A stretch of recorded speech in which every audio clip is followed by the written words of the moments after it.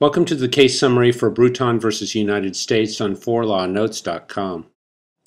This was a joint trial of co-defendants in a robbery, in an armed postal robbery, where the accomplice to the robbery confessed outside of court to a postal inspector.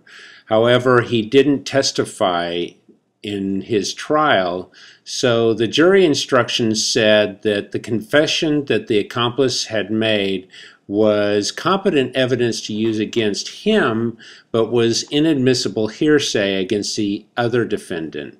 Both defendants were convicted, but the accomplice's conviction was overturned because the confession was found to be unconstitutional.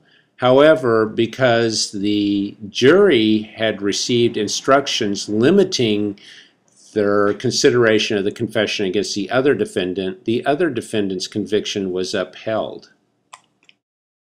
So the issue is whether extrajudicial incriminating statements of a co-defendant can be limited by jury instructions to consider them for one defendant, but not to consider them for the other defendant.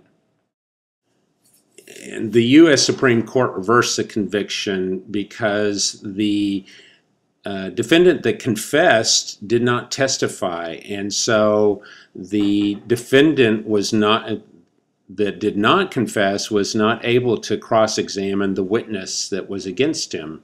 So even though the jury received instructions limiting consideration of that evidence, nevertheless the evidence was introduced, and the accomplice's out-of-court confession violated that defendant's Sixth Amendment right to cross-examine witnesses against him. And that concludes the case summary for Bruton versus United States on 4lawnotes.com.